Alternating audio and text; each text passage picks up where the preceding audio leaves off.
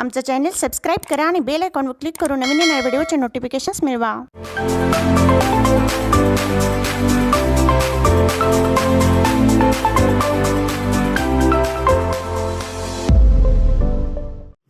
दीनदलितांच्या उद्धारात केले जीवाचे रान, दीनदलितांच्या उद्धारात केले जीवाचे रान भारतीय राज्यघटनेचे शिल्पकार डॉक्टर बाबासाहेब आंबेडकरांना माझे त्रिवार वंदन।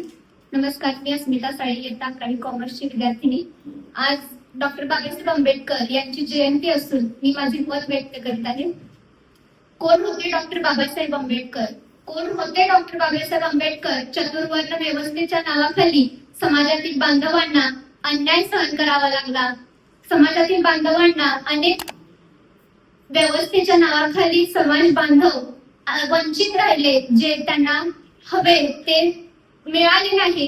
ज्यामुळे डॉक्टर बाबासाहेब आंबेडकरांनी असा विडा उचलला की या लोकांना सगळे अधिकार मिळवून द्यावे, त्यांचे अश्रू पुसून त्यांना जगण्याचा अधिकार मिळवून दिला। हे महान कार्य डॉक्टर बाबासाहेब आंबेडकरांनी केले होते। अंधारलेले जीवन पुसण्यात त्यांचे अश्रू, डॉक्टर बाबासाहेब हे महान मानव त्यांनी हे कार्य केले की त्यांचे अश्रू पुसून त्यांना जगण्याचा अधिकार मिळवून दिला। अशा या महान मानवाचा, युग पुरुषाचा जन्म मध्य प्रदेशातील महू या गावी 14 एप्रिल 1891 रोजी झाला। तसेच त्यांच्या वडिलांचे नाव रामजी तर आईचे नाव भीमाबाई असे होते। बाबासाहेबांना वाचनाचा छंद केवळ त्यांच्या वडिलांमुळे, रामजींमुळेच लागला होता।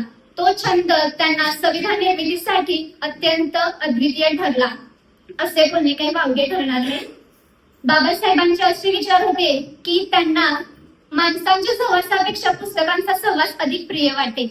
शिक्षण हे वाघिणीचे दूध आहे असे ते म्हणतात, आणि हे जो प्राशन करेल तो वाघासारखा गुरगुरल्याशिवाय राहणार नाही, असे मौलिक विचार त्यांनी सर्वांना सांगितले। शिका, संघटित व्हा आणि संघर्ष करा, हा क्रांतिकारी विचार त्यांनी सर्वांना सांगितला। सर्वसामान्यावर या विचाराचा अधिक प्रभाव पडला आणि भारतीय संविधान लिहिण्यामागे त्यांनी खूप प्रयत्न केले आणि ते प्रयत्न आज साकार झालेले आहेत। त्यामुळे आपण सर्व आज इथे एकत्र बसून बोलत आहे आणि आपले विचार आपण व्यक्त करू शकतोय। त्यामुळे या मानवाला आपण यांचे आपण जेवढे कौतुक करू तेवढे ते कमीच आहे। बाबासाहेबांचा आदर आपण खूप करतो, पण त्यांच्यासारखा आपल्याला होता येणार नाही, कधीच होता येणार नाही। बाबासाहेबांचा 6 डिसेंबर 1956 रोजी निधन झाले। त्यांचे जीवन आपल्या सर्वांसाठी खूप प्रेरणादायी।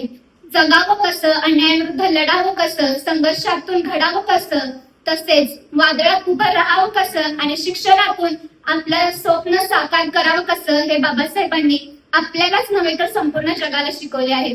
अशा या महामानवाला माझे त्रिवार वंदन। धन्यवाद।